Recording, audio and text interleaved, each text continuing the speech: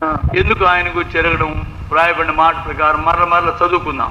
యోహాను సువార్త 20వ అధ్యాయంలో వ్రాయబడినట్టుగా ఎందుకు ఆయన గురించి మనం తెలుసుకోవాలా, ఆయన గురించి తెలుసుకోవడానికి గల కారణమేమి? 30వ వచనం 31వ వచనం 20వ అధ్యాయం.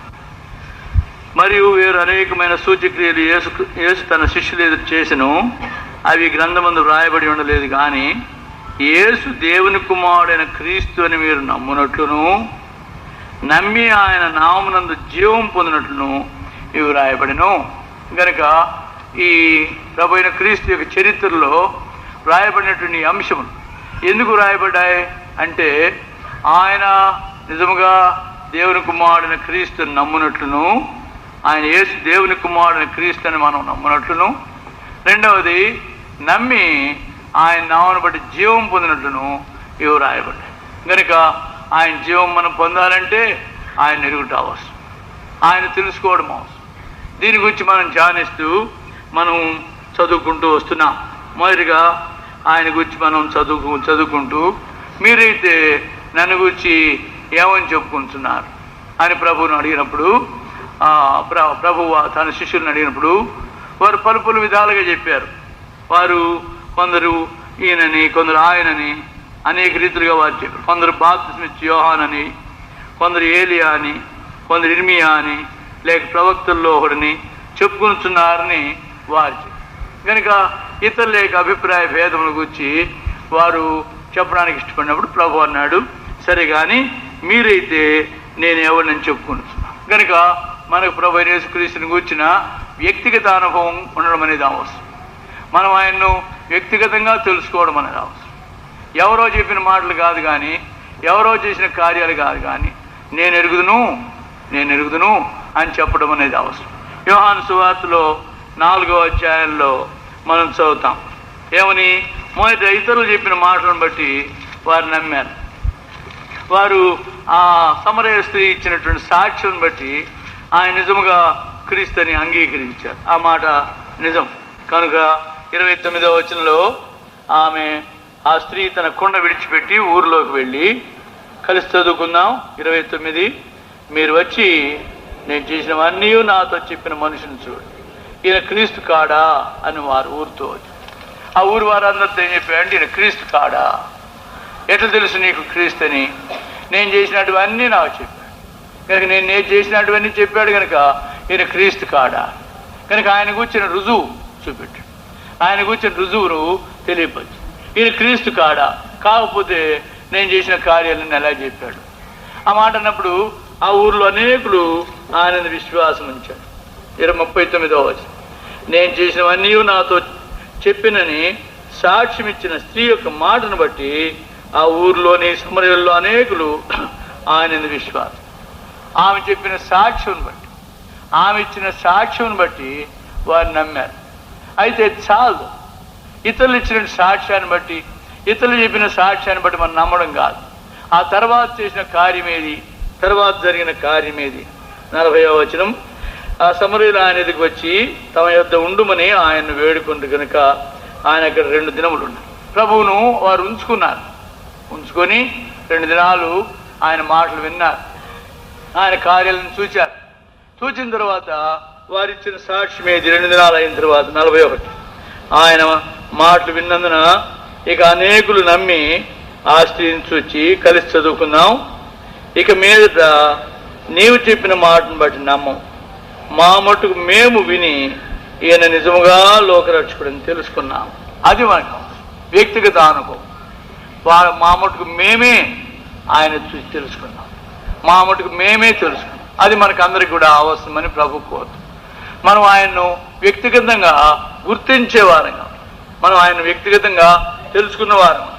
ఎవరో చెప్పిన మాటలను బట్టి కాదు, బోధకులు చెప్పిన మాటలను బట్టి, లేదా బోధకురాలు చెప్పిన మాటలను బట్టి కాదు, లేదా ఎవరో ఇచ్చిన సాక్ష్యం బట్టి కాదు, లేకపోతే ఈ కారణం ఆ కారణంతో కాదు. మన సొంతగా ఆయన మనం ఎరుగుట అవసరం. నేను ఎరుగుదును కనుక అట్టి అనుభవం మనకున్నప్పుడు అప్పుడు మనం ఎప్పుడు కూడా సిగ్గుపడం. ఎన్ని శ్రమలు వచ్చినా, ఎన్ని బాధలు వచ్చినా, ఎన్ని పరిస్థితులు వచ్చినా మనం ఏమాత్రం తొణకని వారంగా ఉంటాం. 2వ తిమోతికి రాసిన పత్రిక 1వ అధ్యాయం 12వ వచనం. 2వ తిమోతి మొదటి అధ్యాయం 12వ వచనంలో అపోస్తులైన పౌలు ఎంత గట్టి సాక్ష్యం ఇస్తున్నాడో చూడండి, కలిసి చదువుకుందాం. 2వ తిమోతి మొదటి అధ్యాయం 12వ వచనం. ఆ హేతువు చేత ఈ శ్రమలను అనుభవించున్నా కానీ నేను నమ్మిన వాని ఎరుగుదును గనుక సిగ్గుపడు. నేను ఆయనకు అప్పగించిన దాన్ని రాబోతున్న ఆ దినం వరకు ఆయన కాపాడగలని రూఢిగా అనవు. నేను ఎరుగుదును, నేను నమ్మిన వాడిని నేను ఎరుగుదును కనుక మనం చెప్పగలిగి ఉండాలి. నేను ఎవరినైతే నమ్మానో ఆయన నేను ఎరుగుదును. అది మనకు వ్యక్తిగతమైన అనుభవం, అది మనకు అవసరం. ఎవరో చెప్పిన మాటలను బట్టి కాదు, ఎవరో చేసిన కార్యాలను బట్టి కాదు, వారి వీరి బోధలను బట్టి కాదు. చాలాసార్లు ఇతరుల యొక్క బోధలను బట్టి మనం ప్రేరేపించబడతాం, ఇతరులు చేసిన బోధలను బట్టి మనకు కొంత అనుభవం వస్తుంది. అది కాదు, అది చాలు. నిజమే, ఎవరైనా చెప్పకపోతే మనం తెలుసుకోలేము. అయితే ఇతరులు చెప్పిన మాటలను బట్టి మనం నమ్మడం కాదు. నా మటుకు మేము ఆయన తెలుసుకున్నాం, మా మటుకు మేము ఆయన తెలుసుకున్నాం అని వారు సాక్ష్యం ఇవ్వగలిగినారు కనుక అది మనం చెప్పవలసిన సాక్ష్యం. అందుకనే ప్రభు అడిగాడు, నన్ను గురించి ఏమని చెప్పుకుంటున్నారు అని అన్నాడు ముందు. అప్పుడు వారు నువ్వు బాప్తిస్మిచ్చి యోహానువని, ఇర్మియావని, ఆ ప్రవక్తవని అంటే, సరే కానీ మీరైతే నన్ను గురించి ఏం చెప్పు, అది ప్రభువు కోరింది. సరే, ఇప్పుడు దీని విషయం మనం ధ్యానిస్తున్నాం. మొదటి సంగతి ఏది? అప్పుడు పేతురు ఇచ్చిన సాక్ష్యం, సిమోను ఇచ్చిన సాక్ష్యం ఏది?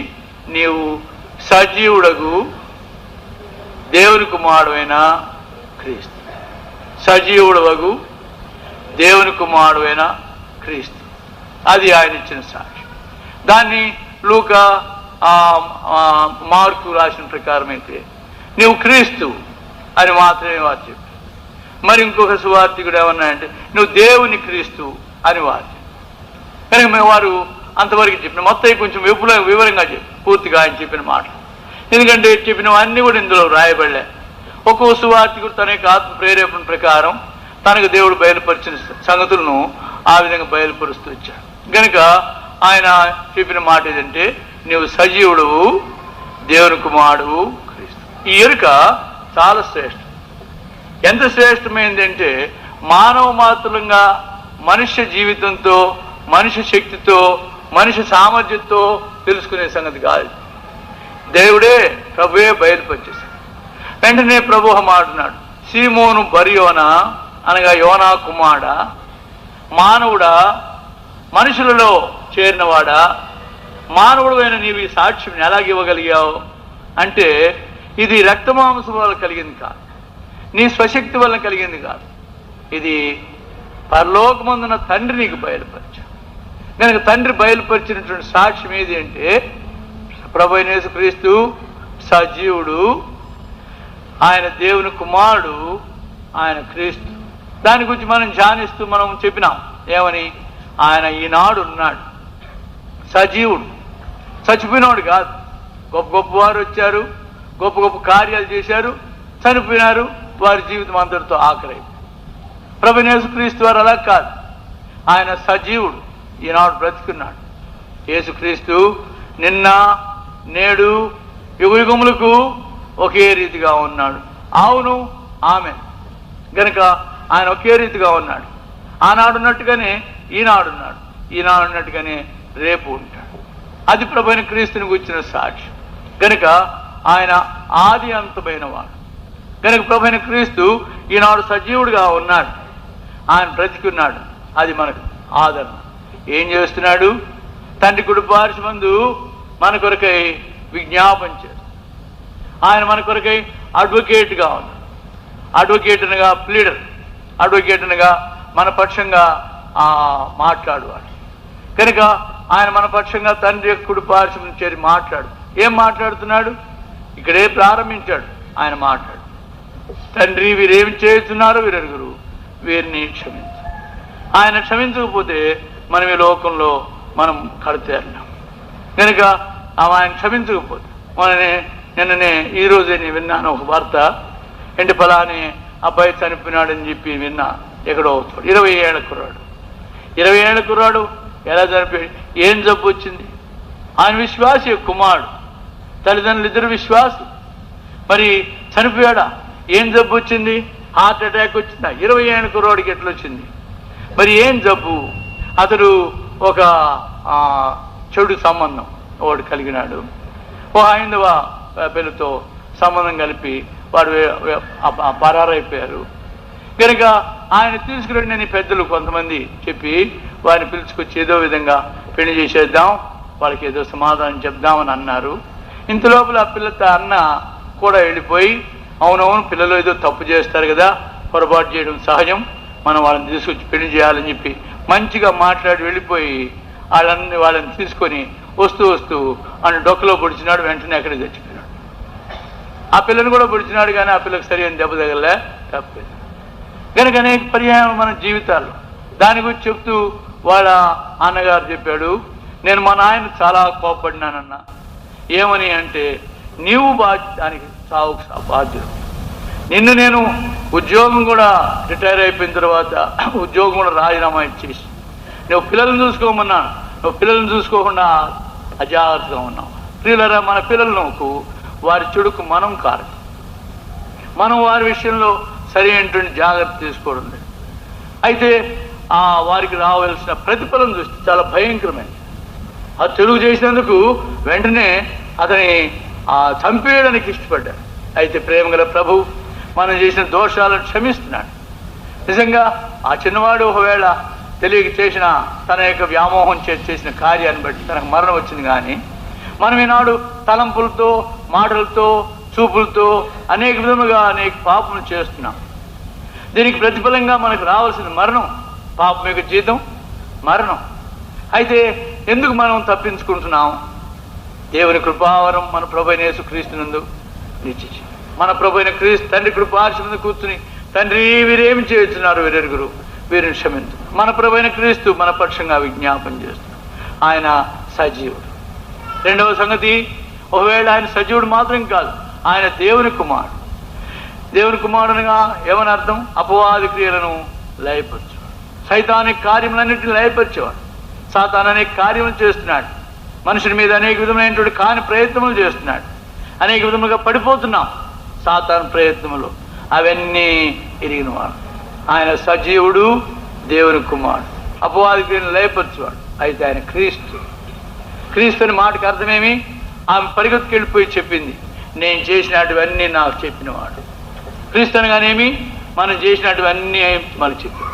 ఆయన ఎరుగును, మన స్థితి ఎరుగును, మనం చేసే కార్యాలు ఎరుగును, మనం చేసే ప్రతి కార్యములు ఆయన గుర్తించాడు. నువ్వు చేసిన కార్యములు, నువ్వు చేస్తూ ఉన్న కార్యములు, నేను చేస్తున్న కార్యములు నిజంగా కనుక ఇతరులు ఎరిగితే ఊరుకుంటారా? ఓ తలంపు, ఒక మాట, ఓ క్రియ, ఓ కానీ ఒక సాక్ష్యం, ఏదైనా కనుక మనం చేసే కార్యములు నిజంగా మనుషులైతే సహించలేరు. చాలాసార్లు మనుషులు ఆయా విషయాల గురించి సహించలేక మేము ఓర్చుకోలేము అంటారు. నిజమే, మనం చేసిన కార్యములు ఎంతో ఘోరమైన కార్యం. చేస్తూ ఉన్నటువంటి ఆయా శోధించబడే కార్యములు కూడా భయంకరమైన. అయితే ప్రేమగల రక్షకుడు ఆయన దీర్ఘ శాంతం గలవాడై సహిస్తున్నాడు. ఆయన మనం చేసిన కార్యములను ఎరిగి ఆయన ఎందుకు సహిస్తున్నాడంటే ఆయన దేవుని కుమారుడు. అనగేమని అర్థం? మా అపవాది క్రియల నుండి మనల్ని లయపరచు, వాటిలో తప్పించడానికి ఆయన ప్రయత్నం. ఎవరినూ నశింపోనని నిశ్చయింపగా అందరూ మారు మనసు పొందవలని ఆయన దీర్ఘశాంతం కలవాడు. మన ప్రభువైన యేసుక్రీస్తు యొక్క దీర్ఘశాంతం రక్షణార్థమే. మనం రక్షించబడాలని ఆయన ఇంకా ఇంకా సహనంతో ఆయన ప్రేమిస్తున్నాడు. ఈ ఎరుక మనకు గనుక ఉంటే మనం నిజముగా స్థిరముగా ఉన్నాం. ఈ ఎరుక మనకుంటే ఏంటిది? ఆయన నన్ను పూర్తిగా ఎరిగినవాడు, నా చెడుతనం అంతటినీ ఎరిగినవాడు, అయితే నాలో నా అపవాది క్రియలన్నింటినీ లయపరచువాడు, ఆయన ఈనాడు నా పక్షంగా తండ్రి కూడా పార్చమంది ఉన్నాడు అనే ఎరుక నీకుంటే ఇదే నీకు నిజమైనటువంటి గొప్ప పునాది. కనుక నేను మొదట ఏం చూచాం? పునాది బండ. ప్రభువైన యేసుక్రీస్తు వారు ఏమన్నాడు? సీమోను బరియోనా, నీవు ధన్యుడు, రక్త మాంసములు నీకు ఇది బయలుపరచలే కానీ పరలోకమైన తండ్రి బయలుపరచు. ఈ బండ మీద అనగా ఈ సాక్ష్యం మీద, సజీవుడు అయిన దేవుని కుమారుడు క్రీస్తు అన్న నీ సాక్ష్యం మీద నేను నా సంఘమును కడు. ఈ బండ మీద, ఆ బండ మీద కనుక సంఘం కట్టబడితే పాతాళలోక ద్వారములు ఆయన ఎదుట నిలవనేరు. పాతాళలోక ద్వారములు ఆయన ఎదుట నిలవనేరు. చూడండి, పడిపోతాడు. కనుక అందుకని ఇతడు అతడు దెబ్బలు తగులుతాయి. తర్వాత సేవ సంఘం తర్వాత చూసుకోవచ్చు. కనుక ఇప్పుడు పడిపోతే చాలా ప్రమాదకరం, ఏంటి చాలా ప్రమాదాలు వస్తున్నాయి. కనుక ఆయన తెలుసు వాక్యం, కనుక నిద్రపోతున్నాడు. కానీ ఇటు తోలుతున్నాడు కనుక యువతల శేషన్ ఉన్నాడు, అవతల కుర్రాడు ఉన్నాడు, అందుకని కొంచెం ఆదరిస్తున్నాం. కనుక దయచేసి నిద్రపోకండి. కొంచెం సిగ్గుపోయాడు, మీరు సేవకు వచ్చినారు కనుక మిరప కొంచెం తెచ్చుకోండి, వెంటనే కలికం పెట్టుకోండి. అప్పుడు మీరు ఏం చేద్దాం, మనకు నిద్ర వస్తుంది, అలసిపోతాం, మనుషులం కదా. కనుక ప్రభువు సెలవిచ్చిన మాట, ఈ పునాది మీద ఎవరైతే కట్టబడతారో వారిని సాతాను కదిలించదు. ఎందువల్ల సాతాను తన యొక్క ప్రయత్నములతో వస్తాడు. ఎట్లా వస్తాడు? ప్రభు చెప్పిన ఉపమానం ఏంటిది?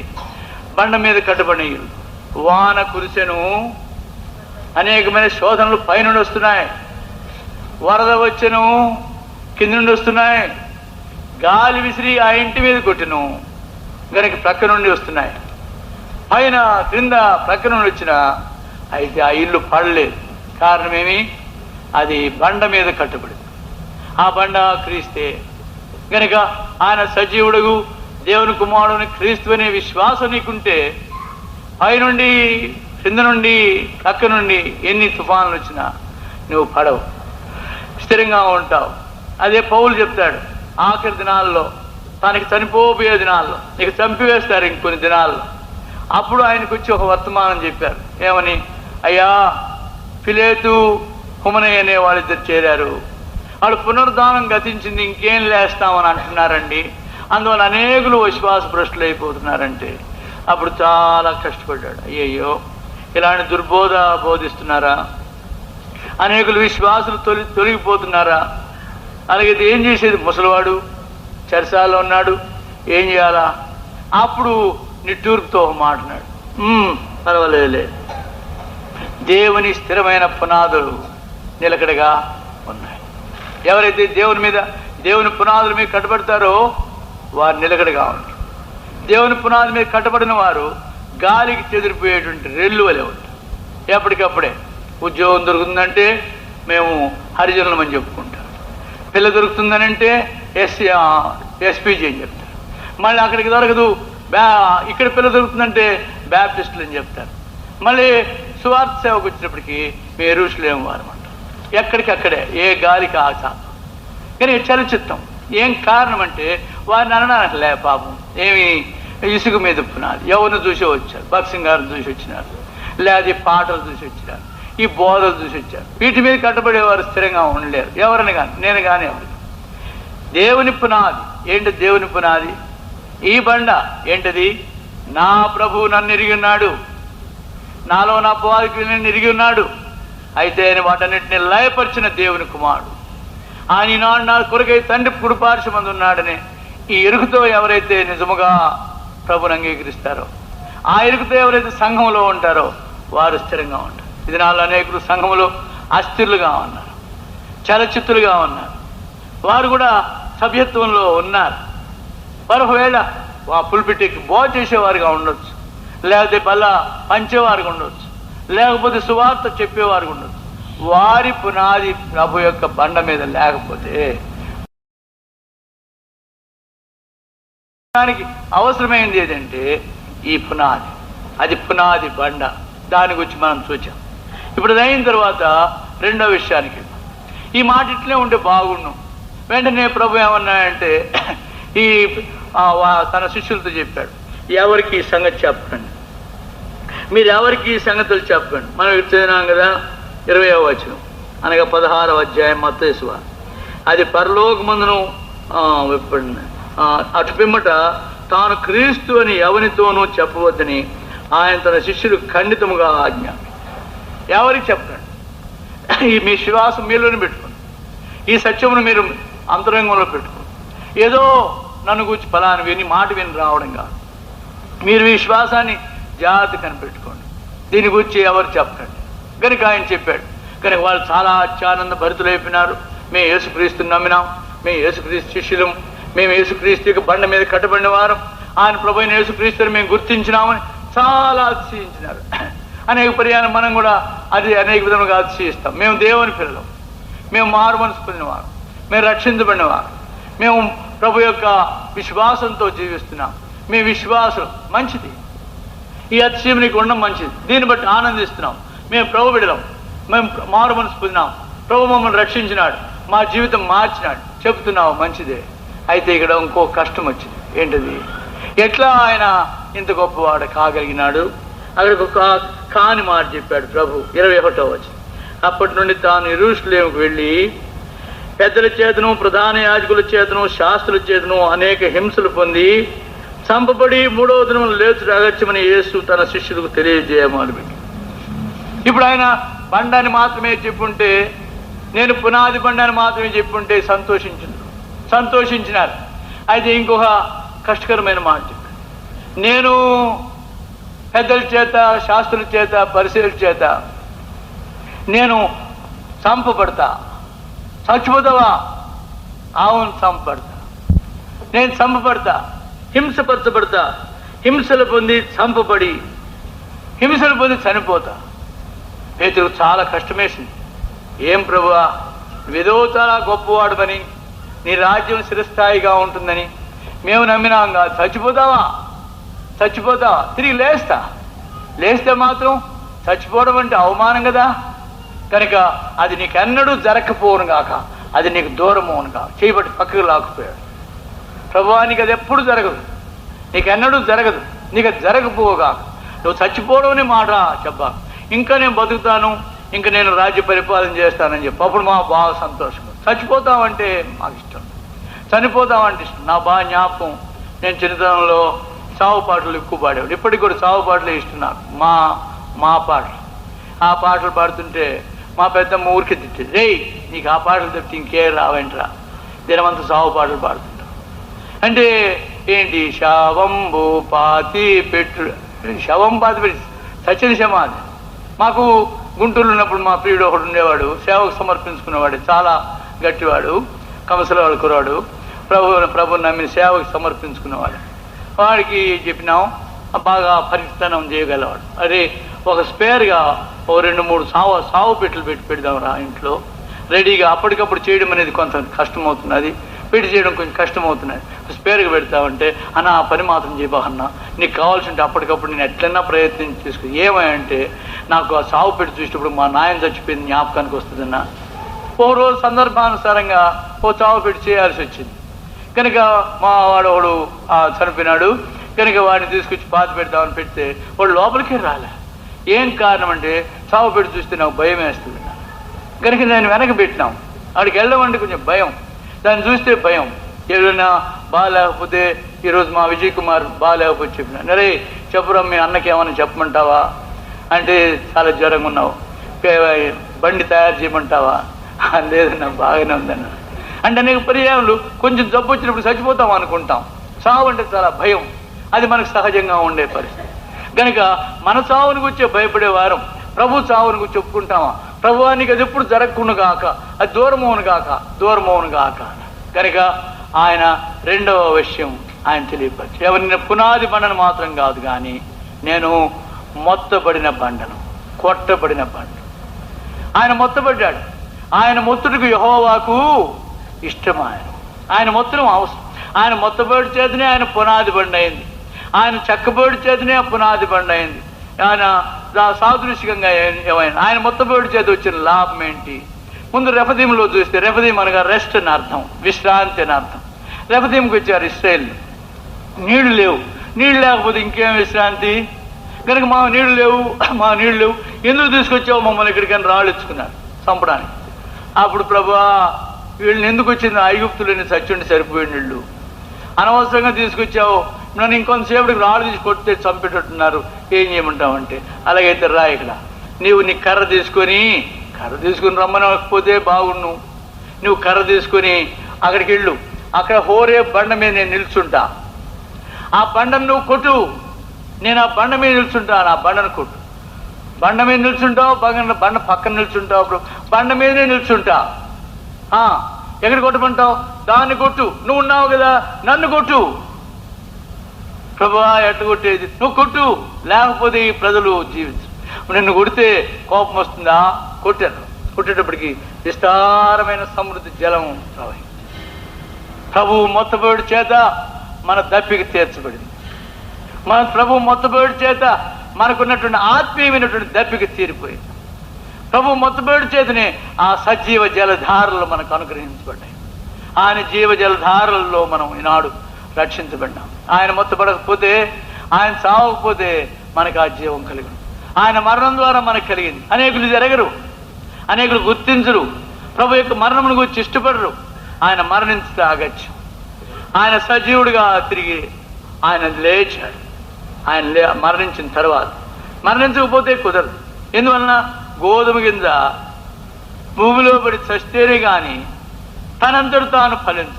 ఒక్క గింజ చస్తే చాలా గింజలు వస్తాయి.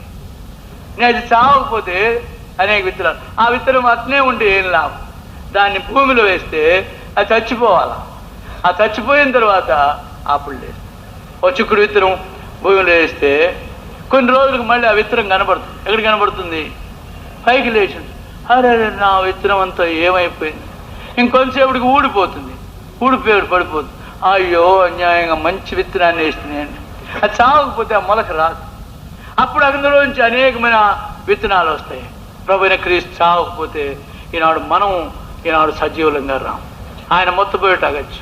రెండవసారి మరలా మాకు అంజూరులు లేవు, మాకు కాయలు లేవు, మాకు మాంసం లేదు, మాకు ఏమీ లేదు, నీళ్లు లేవు, ఎందుకు తీసుకొచ్చావు మమ్మల్ని ఇక్కడ మరలా?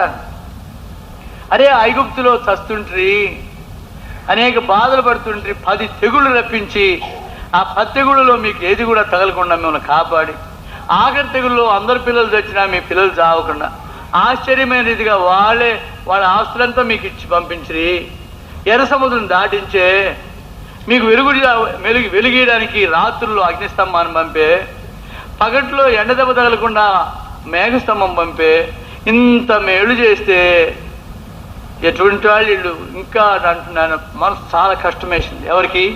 మోషే. ప్రభుకి లేదు. అప్పుడు మరలా వెళ్ళినాడు మోషే, మరలా నీ కర్ర తీసుకెళ్ళిపోయి ఆ బండతో మాట్లాడు. కనుక తన మనసు కష్టమంతా వెళ్ళిపోయి చెప్పుకుంటూ సరిపోయింది. ప్రభువా, ఈ జనంతో నేను రాలేను ప్రభువా, ఈ జనంతో నేను ఉండలేను ప్రభువా, నేను నా వల్ల కాదు ప్రభువా చెప్పకూడదు. చెప్పలే. ద్రోహులారా అన్న, ద్రోహులారా మీకు నీళ్లు రప్పించాలనా అని చెప్పి కొట్టాడు. నిన్నెవరు కొట్టమన్నారు? పోనీ కొట్టినప్పుడు ఏమైనా నీళ్లు రాకుండా, నీళ్ళేమో ప్రవహించినాయి, అందరు తాగారు, కానీ నువ్వెందుకు కొట్టావు? కాదు ప్రభువా, నాకు కోపం వచ్చింది. నువ్వు భూలోకంలో సాత్వికుడు కదా, భూలోకంలో సాత్వికుడైన నాకే కోపం వస్తే మరి ఇంకేమంటావు? ప్రియులరా, లోకంలో ఎంతమంది సాత్వికులకైనా రాని కోపం మన ప్రభువుకు రాదు. ఆయన తిరిగి శాంతుడు. మనకైతే చాలా రోషం. మనం పాపాత్మమైన, మనం తప్పిదస్తులమైన ఇతర తప్పులు మనం ఒప్పుకోలేము, ఇతర పొరపాట్లు మనం ఓర్చుకోలేము. అది మనకుండే సందర్భం. ఏం కారణం అంటే కంటికి అడ్డం పడ్డది. ఏంటది? నీ కంటిలో ఉండే దూలాన్ని తీసేసుకోకుండా ఎదుటివాని కంటిలో ఉండే నలుసుని అలా తీసేది. కనుక ఎప్పుడు కూడా ఇతరులకు వచ్చిన విమర్శన, ఇతరులకు వచ్చినటువంటి పొరపాటు, వాళ్ళకి తప్పిదాలు ఎందుకు కనబడతాయంటే నీ తప్పు నువ్వు ఎరగడం లేదు. కానీ మనల్ని గురించి మనం ఎరిగితే ఇతరుల గురించి మనం విమర్శించం. కనుక అనేక పర్యాయములు మన గుడ్డివారిగా చేసేది మన స్వనీతి, మన గుడ్డివారిగా చేసేది మన మన యొక్క సొంత నీతి. కనుక ప్రభువైన క్రీస్తు చూస్తే ఇంత పెద్ద సాత్వికుడైన మోషే కోపం వచ్చింది, కానీ ప్రభు ఏమనలే. ధారాళంగా నీళ్ళు ఇచ్చాడు. మొత్తపడిన బండ. ఆయన మొత్తపడకపోతే మనకు జీవం లేదు. అది ఆయన గురించి మనం చదువుకున్న మాట. ఇప్పుడు ఈ మాట ఎప్పుడైతే అన్నాడో వెంటనే వారికి కలిగిన సందర్భం మీద 3వ అంశానికి పోతున్నాం. ఏమన్నాడు? 22వ వచనం. పేతురు ఆయన్ను ఒకవైపుకు తీసుకుని పోయి, ప్రభువా, అది నీకు దూరమవును కాక, అది నీకు ఎన్నడూ కలుగుదని ఆయనను గద్దించాడు. అప్పుడు ప్రభు ఏమన్నాడు? అయితే ఆయన పేతురు వైపు తిరిగి, సాతానా, నా వెనక నీవు నాకు అభ్యంతర కారణమై ఉన్నావు. అభ్యంతరకరం. కనుక నేను 3వ సందర్భం ఏది? అభ్యంతరపరచు బండ. అభ్యంతరపరచు బండ. ఆయన మరణమును బట్టి అనేకులకు అభ్యంతరం కలుగుతున్నాడు. ఆయన మరణమును బట్టి ఆయనకు అనేక విధములైన అభ్యంతరం కలుగుతుంది. ఒక విలమల ఒక వ్యక్తి ప్రభుని అంగీకరించిన తర్వాత సాక్ష్యం ఇస్తూ ఈ మాట చెప్పినారు. ఏమనంటే, నేను ప్రభు యేసుక్రీస్తుని గురించి విన్న తర్వాత యేసు ప్రభుని నాకు ప్రేమ ఏర్పడింది, ఆయన నమ్ముదామని ప్రయత్నిన్నాను. ఆయన నమ్ముదామని ఓ పటం ఒకటి కొనుక్కుందామని బజార్కి వెళ్ళినాను. ఆ పటాలన్నీ చూసినాను. ఏ పటం చూసినా గొర్రెలు కాపరి, లేశలు వేయబడిన క్రీస్తు, ఆ ముళ్ళ కిరీటం పెట్టుకున్న క్రీస్తు ఇవే కనబడుతున్నాయి, కానీ ఒకటనే కనబడలేదు. ఇది చూస్తే వేరే చూస్తే రాజులు, ఎక్కడైనా సింహాన్ని ఎక్కిన పులిని ఎక్కి వచ్చేవాడు, అంత పెద్ద పెద్ద గరుడ వాహనులు, అంత పెద్ద పెద్ద ఉన్నారు. ఇది బాగుంది, కానీ ఇది ఏం బాగలేదు. ఏమిటి గొర్రెల కాపరిగా పోల్చుకున్నాడు, ముళ్ళ కిరీటం పెట్టుకున్నాడు. నాకు ఇది నచ్చలే కనుక ఆక్షేపణ పడి నేను యేసుప్రభు అంటే నాకు ఇష్టమే, కానీ ఆయన ఏదైనా గంభీరమైన వాడిగా ఉంటే బాగుండు. అట్లా లేకుండా ఆయన హీనుడిగా, దీనుడిగా, సామాన్యుడిగా ఉన్నాడు కనుక నాకు అది నచ్చలేదు. చదువుదామని చెప్పి పుస్తకం చూస్తుంటే సుంకలతోనూ పరిశీలతోనూ కూర్చున్నవాడు. ఆభ్యంతరకరమైన బండ. వారికి చాలా అనుమానం వేసేది, ఏం మీ గురువు పాపులతో సుంకరులతో భోంచేస్తాడే, వాళ్ళతో ఉంటాడే. అప్పుడు వెంటనే ప్రభు సిగ్గుపడి, ప్రభు నేను రేపటి నుంచి మీ ఇంటికి రానన్నాడా? నేను వారి కొరకే వచ్చినాను, నేను నీతిమంతుల కొరకు రాలే, పాపుల కొరకే వచ్చినాను. కానీ ఎప్పుడైతే ఆ మాట అన్నాడో అది అభ్యంతర కారణం. అందుకని అనేకులు ఏంటంటే గొప్పవారు రావడం లే, అనేకులు గన్నులు రాలి. పోయినసారి మనం చూచాం కదా, ఏమన్నారు శాస్త్రుల పరిశీలు, నికోదేముండి ఒకరిని గూర్చి మనం విచారించక మునుపు మనం అతనికి తీర్పు తీర్చడం న్యాయమేనా అంటే, ఏమి నువ్వు కూడా గలిలయుడువా? గలిలయ నుండి ఏదైనా ప్రవక్త వస్తాడా? ఎందుకు నీవు కూడా అలాగా భ్రమపడుతున్నావు? ఎవరైనా చదువుకున్న వారిలో కానీ శాస్త్రం ఎరిగిన వారిలో నుండి ఎవరైనా అధికారుల్లో నుండి ఎవరైనా ఆయన నమ్మిన వారు వచ్చారా? ధర్మశాస్త్రం ఎరిగినటువంటి ఈ నీచమైనటువంటి ప్రజలే కదా. ప్రియా సహోదరా, ఇండియా దేశంలో క్రైస్తవత్వం చాలా కష్టకరంగా ఉంది. ఏం కారణం అంటే కింద నుండి పైకి ఎక్కుతున్నది కనుక చాలా కష్టమైంది. మొదటిది కేవలం నిమ్మన కులస్తుల దగ్గరికి వచ్చింది, తక్కువ జాతి వారు అనిపించుకున్న వారి దగ్గరికి వచ్చింది. మరలా చెప్తున్నాను, ఒంగోలులో మొదటిగా సువార్త ప్రకటించిన తర్వాత అనేకులు ప్రభువుని నమ్మినారు. అనేకులు ప్రభువుని నమ్మిన తర్వాత వాళ్ళందరూ వచ్చి మా బాప్తిస్మాలు ఇవ్వండి, ఇస్తామండి, మీరు ప్రభువుని నమ్మినారు కాబట్టి ఇస్తామండి. సరే ఇస్తామని తీర్మానించుకున్నారు, బాప్తిస్మాలు నిశ్చయించినారు. ఆ రాత్రి తెలిసింది వాళ్ళకు కనుక ఆ తూర్పు మాలపల్లి వాళ్ళు, ఈ కటారపాలెం వాళ్ళు, వీళ్ళందరూ వచ్చినారు. వీళ్ళెవరు కనుక ఈ రెండు జాతులు వచ్చినాయి. వీళ్ళేమో నూలు పోగోళ్ళు, వాళ్ళేమో తోలు పోగోళ్ళు, వీళ్ళందరూ వచ్చినారు. ఏం కారణం అంటే, మేము ఊరు బయట ఉన్నాం, మాకు తెలియలే. వెలివాడ ఊరు బయట ద్రోసివేయబడిన వారు వీళ్ళు. ఈ రెండు జాతులు విశేషించబడిన వాళ్ళు చెయ్య, మేము కూడా ప్రభుని నమ్మినాం, మాకు కూడా సువార్త చెప్పారు కదా, మాకు కూడా బాప్తిస్మాలు ఇవ్వండి. మీరు ప్రభువుని నమ్మితే మీకు కూడా ఇస్తామమ్మా, మాకు వెలివాడ కాదు, ప్రభువు నమ్మిన వారికి బాప్తిస్మం ఇస్తారు. ఎప్పుడైతే రాత్రి వాళ్ళు వచ్చి అడిగినారు, వాళ్ళకి బాప్తిస్మాలు ఇస్తారని సోదరులు తెలిసిందో వాళ్ళు పరిగెత్తుకొచ్చారు. తెల్లవారేటప్పటికి వచ్చి, ఏమండి వాళ్ళకు కూడా ఇస్తారన్నారంటే, మీకు తెలియదు అమాయకులు, ఇండియా దేశంలో ఆ రెండు జాతులను కనుక మీరు కనుక సపోర్ట్ చేస్తే మీకు విలువ ఉండదండి. తర్వాత మేము అందరం కూడా రావడానికి వీలుండదు. దయచేసి ఆలోచించండి, మమ్మల్ని పోగొట్టుకోవాలంటే మీరు చేయండి. అప్పుడు వాళ్ళకి నిజంగా అనుమానం వచ్చింది. నిజమే కదా, ఇంతమందికి మనం ఆక్షేపణగా ఉండడం మంచిది కాదు. ప్రార్థన చేస్తే ప్రభు అన్నాడు, నువ్వు నమ్మిన వారికి బాప్తిస్మం అన్నాడు. అప్పుడు చెప్పినారు, మేము నమ్మిన వాళ్ళకి ఇస్తామండి ఎవరైనా కానీ. అప్పుడు అనేకులేని శూద్రాదులు వెళ్ళినారు. ఈనాడు ఒంగోలులో అనేకులు ప్రభు నమ్మిన వారు ఉన్నారు, కానీ వాళ్ళు బాప్తిస్మం పొందలే, వారు ప్రభులోకి రాలే. కారణం ఏమంటే ఇదే కారణం. ఈ దినాల్లో అనేకులైన శూద్రాదులు ప్రభు యేసుక్రీస్తు నమ్మిన వారు ఉన్నారు. నేను చెప్పాను కదా, సర్వేపల్లి రాధాకృష్ణ గారు కూడా ప్రభు అయిన క్రీస్తుని నమ్మినవాడు. అయితే బయటికి రావడం లే. కారణం ఏమంటే ఈ అభ్యంతర కారణం. ప్రభు అయిన క్రీస్తు అభ్యంతరపరచు బండ, ఆయన ఆక్షేపణ పరిచే బండ, అది ఆయన. సరే, ఈరోజు పాఠానికి మనం వెళదాం. ఏంటి ఇప్పుడు? ఆయన మొదటి సంగతి పునాది బండ, రెండవది మొత్తబడిన బండ, మూడవది అభ్యంతరపరచబడే బండ. ఇంత మాత్రం కాదు, ఆయన ఇప్పుడు మనం చూస్తున్నాం, ఆయన మొత్తబడ్డాడు కనుక ఆయన చీల్చబడిన బండ. యెషయా గ్రంథం ఈ మాట ఎందుకు రాశాడు? 48వ అధ్యాయం, యెషయా గ్రంథం 48వ అధ్యాయం 21వ వచనం. యెషయా 48:21. ఎడారి స్థలములలో ఆయన వారిని నడిపించెను. వారు తప్పికొనలేదు. రాతి కొండలో నుండి వారికి కొరకు ఆయన నీళ్లు ఉబుకు చేసిన. ఆయన కొండను చీల్చగా నీళ్లు ప్రవాహముగా బయలుదేరు. కొండను చీల్చగా కనుక ఆయన చీల్చబడిన బండ. ఆనాడు హోరేబులో ఏమైందో మనకు చెప్పలే. ఆ కర్రతో ఎలా కొట్టాడో మనకు తెలియదు. ఆ కర్రతో కొట్టిన తర్వాత ఆ బండ చీలింది, పగిలింది, అది నెరవిడిచింది. అది సందువు గల బండ అయింది కనుక అది నెరవిడిచిన బండ అయింది కనుక ఆ నెరవిడిచింది దెబ్బకు పగిలినట్టుంది. కానీ కొట్టబడినప్పుడు పగిలిందో ఎలా పగిలిందో కానీ అది చీల్చబడిన బండ. అది మనం ఎటు చూస్తున్నాం. అది మొత్తబడిన బండ మాత్రం కాదు, అది ఆక్షేపణ బండ మాత్రం కాదు, అది చీల్చబడిన బండ. నునుపోయిన బండ కాదు, గుండ్రటి బండ కాదు, చీల్చబడిన బండ. అది సందుగల బండ.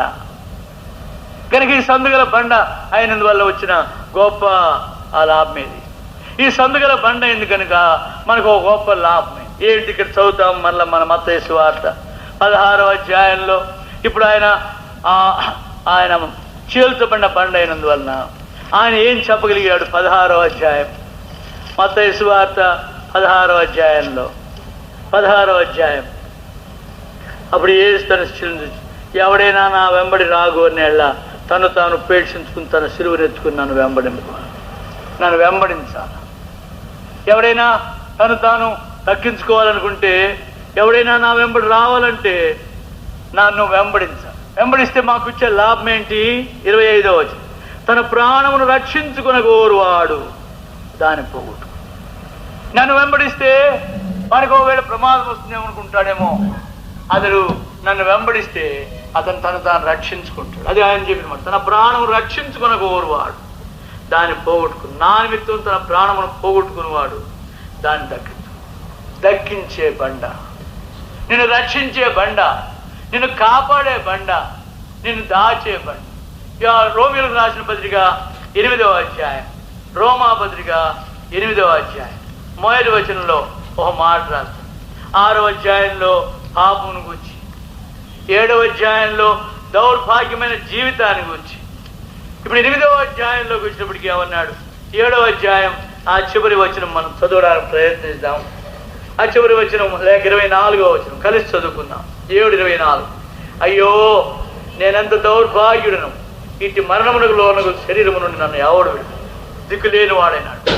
అయ్యో ఎవడు నన్ను అయ్యో నేనెంత దౌర్భాగ్యుడు, ఇటు మరణమునకు లోనకు శరీరము నుండి నన్ను ఎవడు విడు, ఏ సహాయం లేని వాడైనాడు. నన్ను ఎవరు రక్షిస్తాడు? నేను ఎట్లా రక్షించబడేది? నేను రక్షించబడడానికి సాధనం ఏది? ఈ మరణకరమైన శరీరం ఏమిటది? నేను మంచి చేయాలనుకుంటున్నాను కానీ చెడునే చేస్తున్నాను. 18వ వచనం. నా యందు అనగా నా శరీరం మందు మంచిది ఏది నివసింపదని నేను, నాలో ఏ మంచి లేదు, నేను అన్ని విధాలా చెడిపిన వాడిని. మేలైనది చేయవలని ఇచ్చే నాకు తటస్థమై ఉన్నది కానీ దాని చేయడం నాకు తటస్థం కాదు. అయ్యో నేనెంత దౌర్భాగ్యమైన దిక్కులేని స్థితిలో ఉన్నప్పుడు ఒక గొప్ప ఆదరణ వచ్చింది. నన్ను ఎవరు రక్షించగలరు? నేను ఎట్లా రక్షించబడేది? నేను ఎట్లా బాగుపడేది? నేను మంచి చేయాలనుకుంటున్నాను, చెడ్డే చేస్తున్నా. నాలో ఏ మంచిది నివసించదు. అయ్యో ఈ మరణకరమైన శరీరం నన్ను ఎవరు విడిపించగలరా? 8వ అధ్యాయం మొదటి వచ్చింది. కాబట్టి నేను మరణకరమైన శరీరం గలవాడిని కాబట్టి ఇంకేం? కాబట్టి నా శరీరం ముందు ఏ మంచిది కూడా లేదు కాబట్టి ఇంకేం సంగతి? నన్ను విడిపించేవాడు ఎవరు లేడు కాబట్టి, నన్ను రక్షించేవాడు ఎవరు లేడు కాబట్టి ఇప్పుడు క్రీస్తు యేసునందున్న వారికి ఏ శిక్షా విధి. ఎవరైతే క్రీస్తులో ఉంటారో వారికి ఏ శిక్షా విధి. ప్రమాదంలో ఉన్నావా, అపాయంలో ఉన్నావా, వెళ్ళిపోయి దాక్కో. పోయినసారి యుద్ధం మన మీదకి వచ్చినప్పుడు మన హిందూ దేశం మీద కూడా బాంబులు పడడం ప్రారంభించారు. అప్పుడు మెడ్రాస్లో పెద్ద పెద్ద సిటీస్లో ట్రెంచ్లు దువ్వారు. ట్రెంచ్లు అంటే ఏంటి? పునాదులు దువ్వినట్టుగా గోతులు దువ్వారు లోతుగా.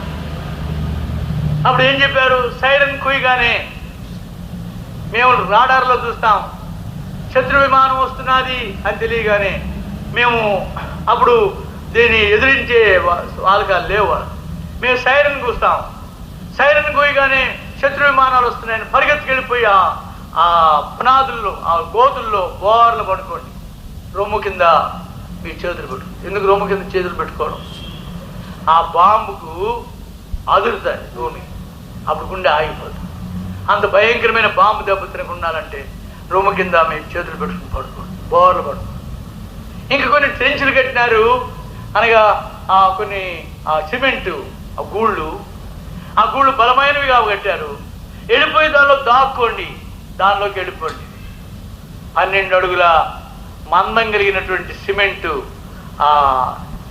ఆవరణాలు కట్టాడు. దాని మీద వేసాడు బాంబు.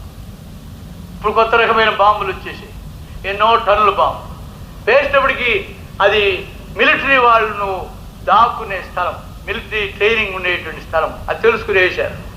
ఏం చేశాడు? మిలిటరీ వాళ్ళని పెట్టకుండా సామాన్య జనులను పెట్టినాడు. దాన్ని ఎప్పుడైతే చేశాడు, 12 అడుగుల ఈ సిమెంటు ఆ స్లాబ్ అంతా పగిలిపోయింది. లోపల ఉండేవాళ్ళు వేల కొలది ప్రజలు చనిపోయారు, పిల్లలు, తల్లులు. పిల్లరా, లోకంలో ఉండే ట్రెంచులు, లోకంలో ఉండేటువంటి ఆశ్రయాలు ఏమాత్రమైన అండగా నిలవలేవు.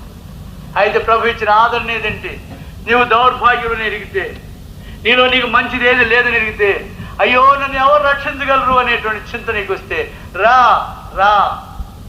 ఇప్పుడు క్రీస్తు యేసునందున్న వారికి ఏ శిక్షా విధి? నువ్వు క్రీస్తు యేసులోకి రా. ఆయనలోకి రావడానికి ఆయన ఎక్కడున్నాడు? ఆయన చేల్చబడిన బండ, ఆయన సందుగల బండ. ఆ సందులోకి దూరిపో, ఆ సందులో అదే మనం పాడు నాకై చీల్చా బాడాయో ఓ అనంత నాఘమా. నాకై చేల్చబడ్డావు, నా కొరకై చేల్చబడ్డావు. నీవు సాదా కొండవు కాదు. కొండలు పగిలిపోతున్నాయి, బుల్డోజర్స్ వస్తే పెద్ద పెద్ద కొండలు కూడా చెక్కేస్తున్నాయి. అయితే నువ్వు ఆ కొండవు కాదు, అనంత నగం, శాశ్వతమైన కొండ, నిత్యమైన కొండ. ఆయన శాశ్వతమైన కొండ. ఆయన పగిలినాడు, నేను అందులో దాగమంటున్నాడు. అందులో నీకు నిజమైనటువంటి మేలు కాదు. 119వ కీర్తన గ్రంథం 119వ అధ్యాయం దయచేసి చూడండి. 119వ కీర్తన గ్రంథం 119వ అధ్యాయం.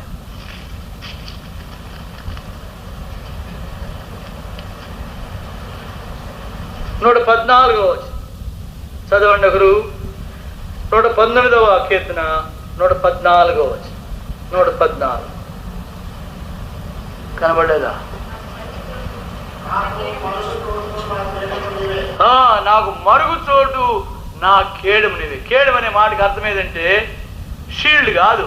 షీల్డ్ అంటే ఊరికనే ఒక గుండ్రటి ఉక్కు సామాను, ముఖానికి అడ్డం పెట్టుకోవడానికి, పైకి అడ్డం పెట్టుకోవడానికి. ఇది నా శరీరం అంటే ఏమని అర్థం అంటే నా శరీరం అంతా వేసుకునే కవచం, నా శరీరం అంతరికి. కనుక మళ్ళీ చదవండి. నాకు మరుగు చోటు నా కేడము నీవే. నన్ను భద్రపరచువాడు, నీలో నన్ను కాపాడు. నాకు మరుగు చోటు నా కేడము నీవే. 27వ కీర్తన 4వ వచనం. కీర్తన గ్రంథం 27వ అధ్యాయం. కీర్తన గ్రంథం 27వ అధ్యాయం 5వ వచనం చదవండి.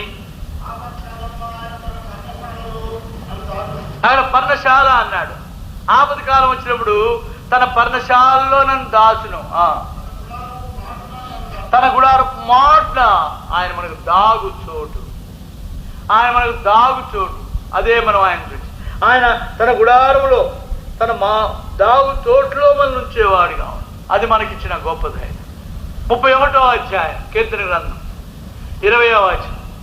31:20. ఆయన మనకిచ్చిన గొప్ప ఆదరణ.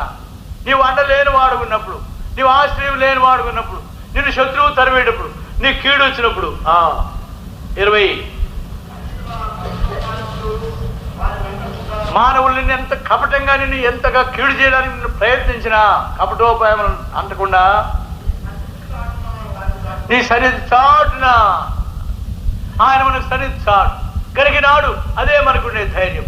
ఆఖరిగా 32వ అధ్యాయం 7వ నాకు ఇష్టం వచ్చినప్పుడు నాకు దాగు చోటు. ప్రభు మనకు దాగు చోటు. ఎక్కడ దాగుతాం? కొండ అయితే కొండ మీద కూర్చుంటే కష్టం. ఆయన పగిలిన కొండ, ఆయన చేల్చబడిన కొండ, ఆయన మనం ఆదుకునే కొండ. వెళ్ళిపో, ఆయనలో దాక్కో, ఆయనను కాపాడు. మా వాడికి ఓసారి జబ్బు వచ్చింది, ఆల్ పెరాలసిస్. అన్ని అవయవాలు పడిపోయినాయి. ఈ ఊర్లోనే, నేను ఇది వరకు ఇక్కడ అన్ని అవయవాలు పడిపోయినాయి. హాస్పిటల్కి తీసుకెళ్తే వాళ్ళు అన్నారు డిప్తీరియా నెగ్లెక్టెడ్ పెరాలసిస్. డిప్తీరియా అంటే ఇక్కడ వాస్తుంది, మనం గాలి బిడ్డలు అంటాం కదా, అలాగే వాడికి ఒకసారి వాచింది. వాచి తీసుకెళ్తే ఏదో మందులు రాసి ఏదో ఇంజక్షన్ ఇచ్చి తగ్గించి పంపించేసిన. అయా డిప్తీరియా నెగ్లెక్ట్ పెరాలసిస్ అంటే హూ నెగ్లెక్టెడ్ అండి, ఎవరు నిర్లక్ష్య పెట్టినారని మీరే కదంటండి అయ్యా, మీ దగ్గర తీసుకుని. ఏమో ఎందుకో కానీ అది నిర్లక్ష్య పెట్టడం వల్ల వచ్చింది కనుక ఇక బాగుపడు. 4 ఏళ్ళు వాడికి అప్పుడు ఇక బాగుపడు. ఇక నీది ఈ వయసులో వచ్చింది కానీ లాభం లే, డిశ్చార్జ్ చేస్తున్నావు. వాడికి మందు కూడా ఇవ్వలే. వాడు దాని మీద పడుకుని ఇటు దొల్లపోయి కింద పడ్డాడు. కింద పడితే ఇంత పెద్ద బొప్పిగట్టి. ఏమండి వాడి ట్రీట్మెంట్ ఇవ్వడం లేదంటే ఆ దయనే లేదు. అప్పుడు మనకి ఇక్కడ జాన్ మిలిటరీ నమ్ముంది. ఆ మిలిటరీ నర్సు రక్షించబడిన ప్రభు బిడ్డ, కానీ బహు గట్టిది. ఆమె వెంటనే లక్ష్య పెట్టి తీసుకెళ్ళిపో, ఇంటికి తీసుకెళ్ళిపో, ఏదో ఇంజక్షన్ ఇద్దాం, ప్రభు మీద ఆధారపడదాం. ఆయన బాగాదని పెద్ద పెద్ద డాక్టర్లు చెప్తుంటే ఇంక తీసుకెళ్ళిపో. అప్పుడు జగరన్న ఉన్నాడు, చిలకా జగరన్న.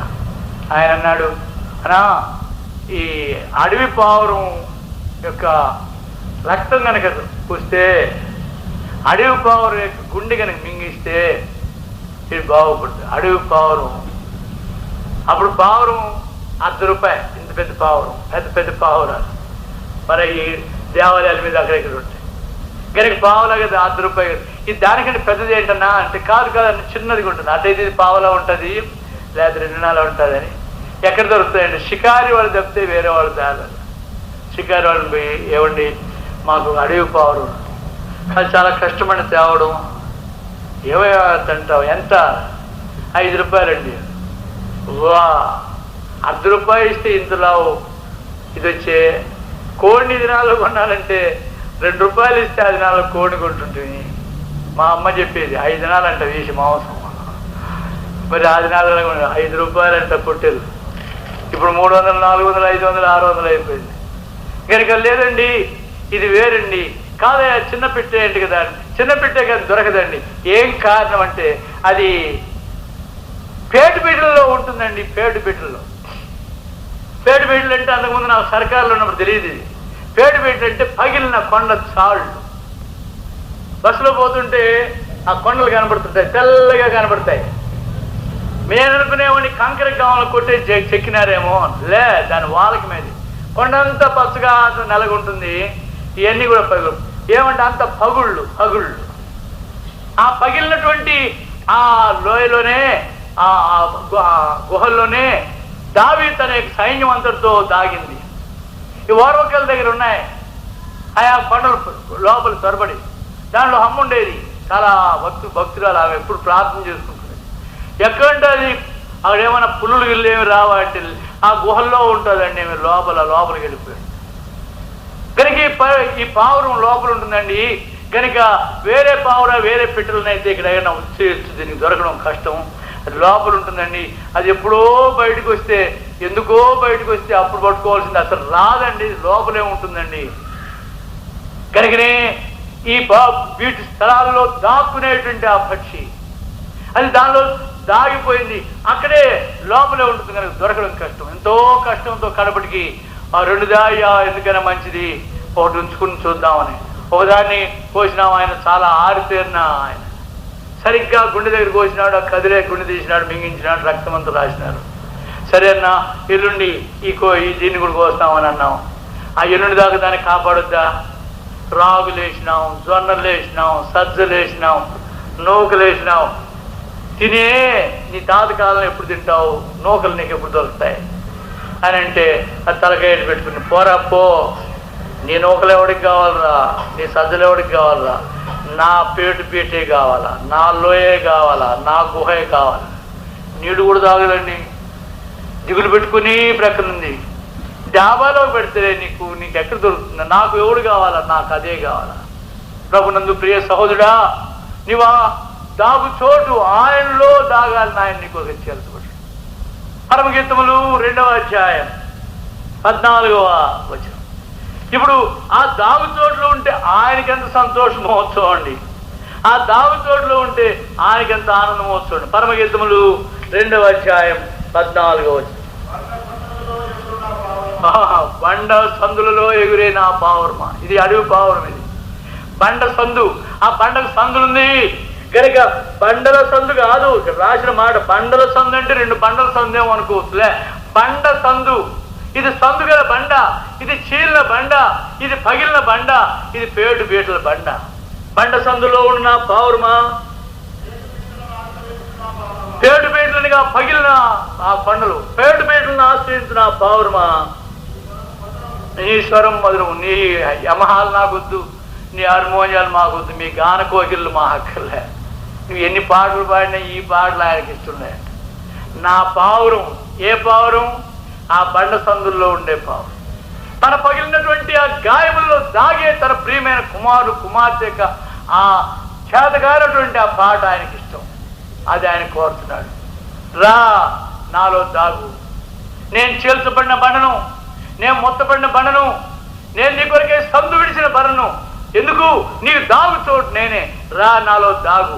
ఆయనలో దాగే ఆయన ప్రియమైన వీళ్ళు. పాముల వలె వివేకులను పావురముల వలె నిష్కపటులే అన్నాడు. కనుక వివేకంగా జీవించడం మంచిదే కానీ నిష్కాపట్యం సంఘానికి ఉండే గొప్పతనం ఏంటి? నిష్కపటమేంటి? పైకోటి లోపల ఒకటి కాదు. పైకోటి లోపల ఉండేవాడు దేవునికి పిల్లలు కాదు. ఒకవేళ ఇక్కడ నేర్పుంది బాగానే వాడు పరిగెట్టాడండి. ఎవరి దగ్గర ఎట్టుండాలనో అది వాడికి తెలుసు. వెన్నుకు దట్టుపాదు ఇది చేసి అప్పుడు తప్పించుకొని పోతుంటాడు. వెనక్కు వాడు చెప్పాలనో వాడు చెప్తాయట. ఇంగ్లీష్లో ఉంది ఆ పద్యం.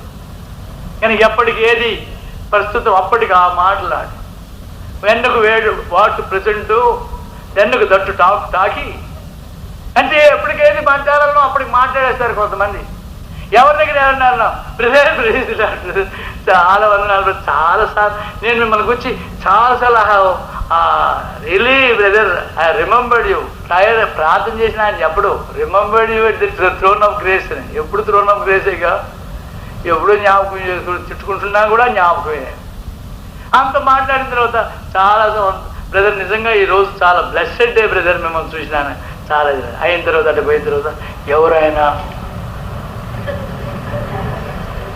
అంత మాట్లాడితే మాట్లాడు అమ్మో కాలాంతకుడు వాడు సామాన్యుడు కాదు. అందుకని మళ్ళీ వాడితో పెట్టుకుంటే కాదని వాడిని ఏదో వాడికి మించిన కాలాంతకుడు లేవు. ప్రియులరా, దేవునికి పరిశుద్ధమైన సంఘంలో కపటం పనికిరాదు. నిష్కపటమైన హృదయం, నిర్దోషమైన చేతులు, శుద్ధమైన హృదయం ఆయన కోరుకుంటున్నాడు. కనుక నిష్కాపట్యంతో కూడినటువంటి ఆ సంఘమే ఆయన పరిశుద్ధమైన ప్రియులే పావురం. ఎక్కడుంది ఆ పావురం? పేటు పీటలను ఆశ్రయించే పావురం, బండ సందుల్లో ఉండే నా పావురం. ఆ పావురాన్ని ప్రభు ఎంతో ప్రేమిస్తున్నాడు, ఆ సంఘాన్ని ప్రేమిస్తున్నాడు. ఆ సంఘం ఆయన మీద కట్టబడడం కాకుండా ఆయనలో దాగే సంఘం, ఆయనలో దాచుకుంటున్నాడు. ఆ బండ సందుల్లో ఉండే నా పావురమా, పేటు పీటలను ఆశ్రయించిన నా పావురమా, నీ స్వరం మధురం, నీ ముఖం మనోహరం, నీ ముఖం నాకు కనబడనేమో, నీ స్వరం నాకు వినబడినేమో. అంత మంచి పౌరురా, అంత మంచి బాగా కట్ట. నీ కట్లను చూసి కాదు, నీ పౌరుని చూసి కాదు, నువ్వు ఎంత మురికి ముఖమాడు అయినప్పటికీ నువ్వు ప్రభువులో ఉండేవాడవైతే అది ఆయన ఇష్టం. ప్రభునందు ప్రియ సహోదరా, నీవు ఆయనలో ఉన్నావా? నీవు ఆయనలో దాగేవాడు ఉన్నావా? అక్కడే నీకు నిజమైనటువంటి గొప్ప ధన్యత రావడానికి అవకాశం. అక్కడే నీకు గొప్ప ధన్యత. టైం ఎంత? 40. కనుక అక్కడే నీకు నిజమైనటువంటి దేవునికి శక్తిని నువ్వు చూడాలంటే, ప్రభు యొక్క సన్నిధిని నువ్వు చూడాలంటే ఆయనలో దాగడం. ఒకసారి మోషేకి ఛాన్స్ దొరికింది. ఏమని దయచేసి చూడండి. నిర్గమకాండం 33వ అధ్యాయం, నిర్గమకాండం 33వ అధ్యాయం, నిర్గమకాండం 33వ అధ్యాయం. ప్రభు కోపం వచ్చింది, అందుకని ఏమన్నాడు? 3వ వచనం, మీరు లోబడిన వాళ్ళని ప్రజలు కనుక నేను మీతో కూడా రాను, త్రోవలో మిమ్మల్ని సంహరించదనేమో అని మోషేతో చెప్పాడు. వెంటనే ప్రభు అన్నాడు, తీసుకుపో వీళ్ళని కానానికి తీసుకెళ్ళు, నేను మాత్రం మీతో కూడా రాను, నేను మీతో రాను. వీళ్ళు లోబడిన వాళ్ళని ప్రజలు కనుక నేను మీతో రాను, కనుక నేను లోబడిన వాళ్ళని కనుక నేను మీతో రాను. 5వ వచనం, కాగా యెహోవా మోషేతో ఇట్లను, నీవు ఇశ్రాయేలును చూచి మీరు లోబడిన వాళ్ళని ప్రజలు, ఓ క్షణమాత్రం నేను మీ మనకు నడుముకు వచ్చినా మిమ్మల్ని నిర్మూలన చేస్తుంది కనుక మిమ్మల్ని ఏమి చేయవలనో అది నాకు తెలియనట్లు మీ ఆభరణములను మీ మీద నుండి తీసివేయడి అని చెప్పాను. కనుక చాలా దుఃఖకరమైన పరిస్థితులు. తీసుకెళ్ళు, నీవు తీసుకెళ్ళు. మొండికి తిరిగాడు. మోషే 3 విషయాలు గొప్పవాడు. 1, భూలోకమంతటిలో దేవునిలంతటిలో నమ్మకమైన వాడు. 3వది, ఇలాంటి ప్రవక్త ఇంకెవరు లేరు, ముఖాముఖిగా దేవునితో మాట్లాడినవాడు. కనుక దేవునితో పెట్టుకున్నాడు. ఏమని పెట్టుకున్నాడు? దయచేసి చూడండి 12వ వచనం. మోషే యెహోవాతో ఇట్లైన, చూడుము, ఈ ప్రజలను తోడుకుని పొమ్మని నీవు నాతో చెప్తున్నావు, కానీ నాతో ఎవరు పంపిదవో అది నాకు తెలియలేదు. నేను నీ పేరును బట్టి నిన్ను ఎరిగి ఉన్నానని, నా కటాక్షం నీకు కలిగినదని చెప్పితివి కదా. కాబట్టి నీ కటాక్షం నాయాలు కలిగిన పక్షమున నీ కటాక్షం నాయాలు కలుగునట్లుగా దయచేసి నీ మార్గం నాకు తెలుపు. అప్పుడు నేను నిన్ను తీసుకుని అప్పుడు నేను నిన్ను తెలుసుకుందును అని చిత్తగించము.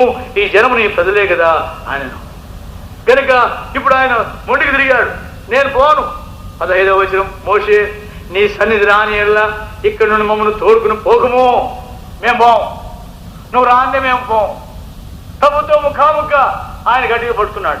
అప్పుడు ప్రభువు తన ప్రియదాసుని యొక్క మాటను బట్టి లోబడిపోయాడు. 16, నేను నీ ప్రజలను నేను కటాక్షం కలిగినదని మన్నించండి. మోషే చెప్పిన మాట, నా ఏళ్లను నీ ప్రజలను నీ కటాక్షం కలిగిందని దేని వలన తెలియబడను, నీవు మాతో ఒత్తిడి వల్లనే కదా.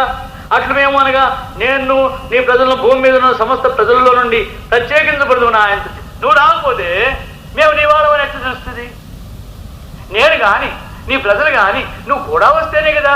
నేను రానంటావే, నువ్వు రాకపోతే మేము నీ ప్రజలం ఎట్లా అవుతాం, ఎట్లా నాకు అవుతుంది అనేటప్పటికీ ప్రభు మోషే మీద ప్రేమను బట్టి ఏమన్నాయండి? 17వ వచనం, కాగా యెహోవా నీవు చెప్పిన మాట చొప్పున చేసేదను, నీ మీద నాకు కటాక్షం కలిగింది, నీ పేరును బట్టి నేను ఎరుగుదును అని మోషే బేష్ కౌగులించుకుని రా, నేను నీతో కూడా వస్తాను, నీ మాట ప్రకారమే నీతో కూడా వస్తాను, నీ మీద నాకు కటాక్షం కలిగి, నీ ప్రేమ నాకు కలిగి కనుక నువ్వంటే నాకు చాలా ఇష్టం. ఎప్పుడైతే కొంచెం చల్లగా తగిలిందో, ఎప్పుడైతే ఆయన కొంచెం చేయి పైన వేసినాడో, ఎప్పుడైతే నేను నా మీద నీకు దాక్ష్యం కలిగిందా, ప్రభు ఇదే ఛాన్స్ ఇప్పుడే కొనుక్కోవాలని చెప్పి ఏమంటున్నాడు?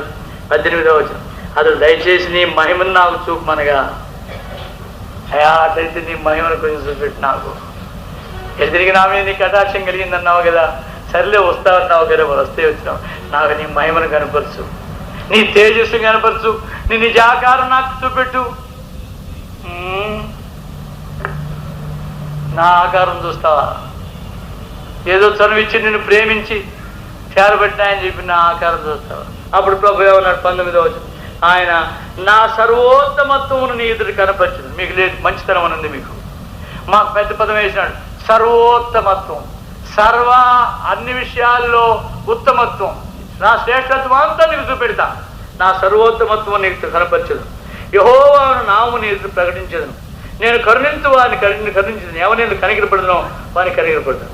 అయితే వచ్చిన డిఫికల్టీ ఏంటంటే, వచ్చిన ఇబ్బంది ఏంటంటే, మరి ఆయన నీవు నా ముఖమును చూడజాలవు, ఏ నరుడు నన్ను చూచి బ్రతుకుడు అను. మరి ఎట్లా? నా మహిమను చూపెడతాను కానీ నన్ను చూడలేవు, నా ముఖం చూడలేవు, ఏ మనిషి నన్ను చూసి బ్రతకలేడు. మరియు యెహోవా బ్రతుకులేను. మరి యెహోవా ఇదిగో, కానీ నువ్వు ప్రేమిస్తున్నాను కదా, నీ మాట తోసేయలేను కదా, కనుక నీకు నా మహిమ కనబడే ఉపాయం చెప్తా. సూర్యగ్రహణం నాడు సూర్యుని చూడాలంటే మన వల్ల అవుతుందా? అయితే నీకు ఒక ఉపాయం చెప్తా. ఏంటి? అద్దానికి బాగా మసిపూసి మసిపూసి దాంట్లో చూడు అప్పుడు కనబడుతుంది. మసిపూసిన అర్థం కావాలా, అది మంచి అర్థమే, అది స్వచ్ఛమైన అర్థమే, దానికి మసిపూయాలా. ఆ మసిపూసిన అర్థమే మన ప్రభువైన క్రీస్తు. ఆయన మహాపరిశుద్ధుడు, లోకంలో లోక పాపంతో వచ్చి ఆయన మీద పడది, ఆయన నీకు అవసరం, ఆయనలో ఆయన చూడగలం. ఇక్కడ చూడండి ఎట్లా చూడగలరో ఇక్కడ రాస్తున్నాడు 21వ వచనం.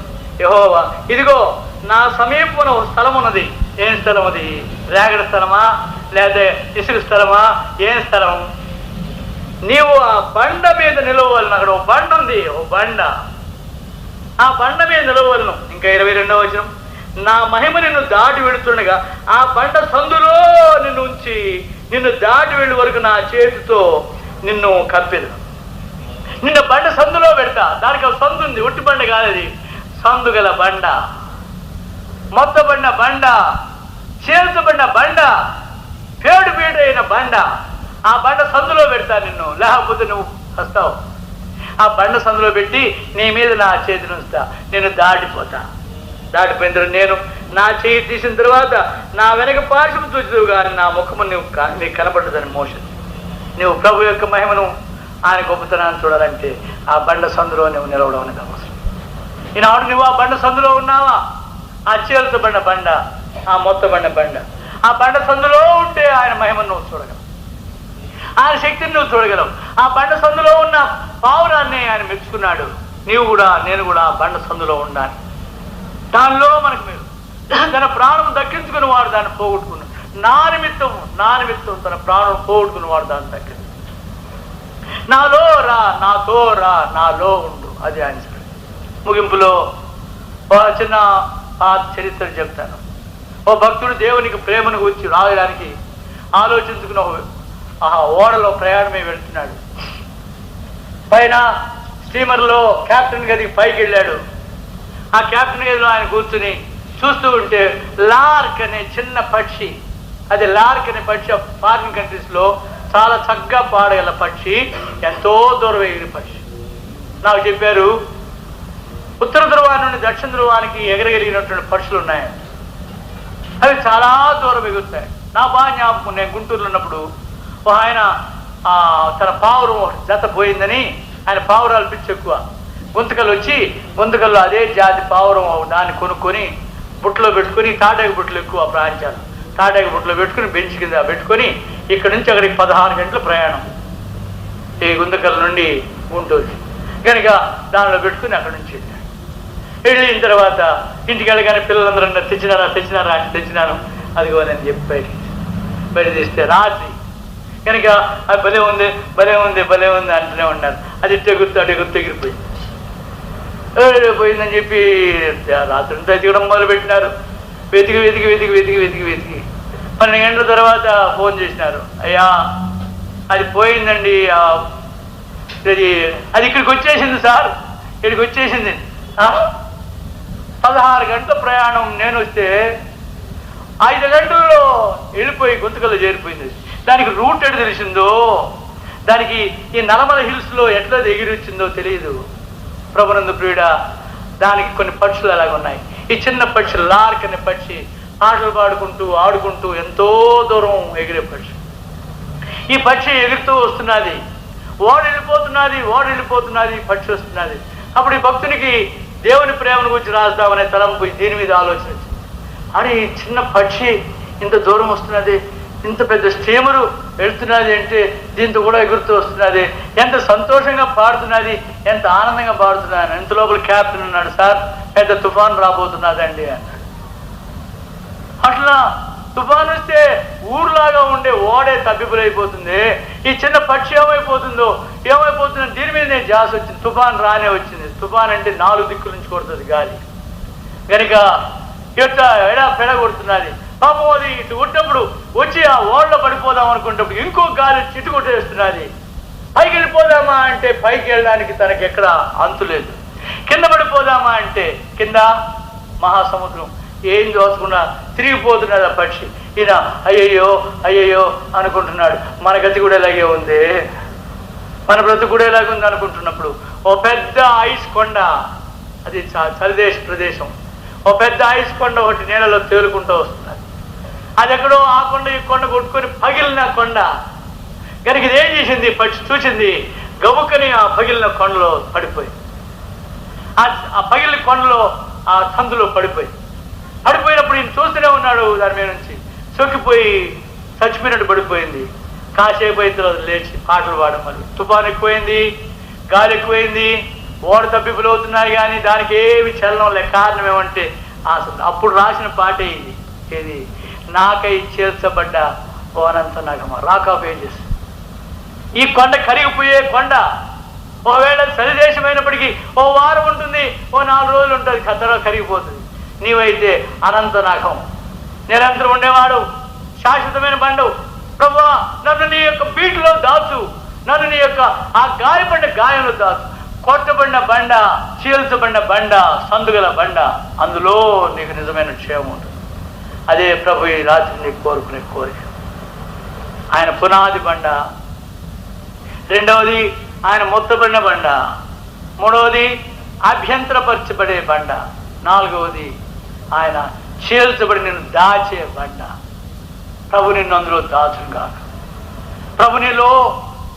ప్రభులో నీవు ఎప్పుడు దాగుతావో నీవు క్షేమం ఉంటావు. ప్రియ సహోదరుడా, సహోదరి, ఏ కలతల్లో ఉన్నావు, ఏ కలవరాల్లో ఉన్నావు, ఏ వీధిలో, ఏ అపాయకరమైన పరిస్థితిలో ఉన్నావు, నువ్వు ఎలాంటి స్థితిలో ఉన్నా నిన్ను దాచే నీ ప్రియమైన ప్రభు ఆయనలో దాచుకోవడానికి సిద్ధంగా ఉన్నాడు.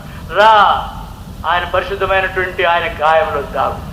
ఆయన నిన్ను కాపాడగలవాడు, నిన్ను భద్రపరచగలవాడు. ఇక్కడ ఒక పాట ఉంది, ఆ పాట కూడా దయచేసి వినండి. ఇక చిన్న పాట, వింతైన యేసు రక్షకుండు అనే కీర్తన.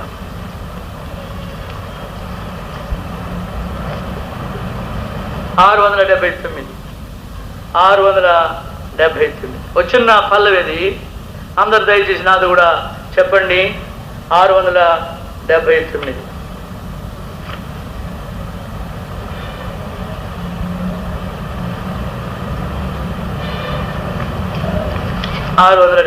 నాతో కూడా మీరు చెప్పండి. వింత అయిన యేసు రక్షకుండు తాని నిన్ను నడుపును. 3 సార్లు అన్నమాట. యుద్ధాలన్నీ తీరి జయముందు వరకు. లోకంలో నీకు అనేక యుద్ధాలు ఉన్నాయి. మొదటి యుద్ధం ఎక్కడ? నీ శరీరానికి, నీ ఆత్మకే యుద్ధం. కానీ ఈ యుద్ధాలన్నీ తీరి జయముందే వరకు నా ప్రభు నిన్ను నడుపును. చెప్పండి. ఓ నా ప్రియ సోదరా, భూమి మండునప్పుడు అగత్యము యేసు నీ రక్షణకై నిన్ను దాచును సదా. ఖచ్చితంగా నీ ప్రభు నిన్ను దాస్తాడు. యుగముల బండలో, శాశ్వత బండలో నీకు ఆశ్రయం. జరిగిన హృదయంతో నీ శ్రమల్లో, నీ బాధల్లో, నీ యుద్ధాల్లో, నీ పోరాటాల్లో నీవు ఆయనలో దాగునట్లు ఆయన నీ కొరకై చీల్చబడిన బండ, సందుగల బండ. అందులో దేవునికి మహిమను నువ్వు చూస్తావు. ఇప్పుడు క్రీస్తు యేసునందున్న వారికి ఏ శిక్షా విధి? ఆయన దాగు చోటు. ప్రార్థన. ప్రేమగల మా ప్రియమైన ప్రభువా, నిన్ను మేము ఎరుగుట అవసరం. పునాదిగా మాత్రం కాదు, కొట్టబడిన మా బండగా మాత్రం కాదు ప్రభువా, నీవు అభ్యంతరపరచబడే బండగా మాత్రం కాదు, మమ్మల్ని దాచే బండవు, చీల్చబడిన బండవు. తండ్రి, మీరు సందుగల బండవు. మీ సందులో మేము ఉండాలి మీరు ఆశిస్తున్నారు. అప్పుడే మా ముఖం మీకు మనోహరం, మా స్వరం మీకు ఇంపితం. మీలో లేకపోతే మేము నిష్ప్రయోజకులం. మీలో దాచండి. మాకు కావాల్సిన నిజమైన మీ సన్నిధిని దయచేయండి. మీకే సమస్తం అప్పగిస్తున్నాం ప్రభువా. మా ప్రతి శ్రమ, బాధ, ఇబ్బంది, కొదువ, మరణాపాయంలో మీలో దావుడుకు మా నేర్పించు. మాకై చీల్చబడిన బండవు, మీలో దావుడు సహాయం. మనుషుల దగ్గరికి వెళ్ళి ఎవరిని ఆశ్రయించినా ఎవరు మమ్మల్ని దాచలేరు. మీరు మమ్మల్ని దాచే ప్రభుడు, మీలో దాచులకు సహాయం. మా ప్రార్థన ఆలకించు. యేసు నామమున ప్రార్థిస్తున్నాము తండ్రి.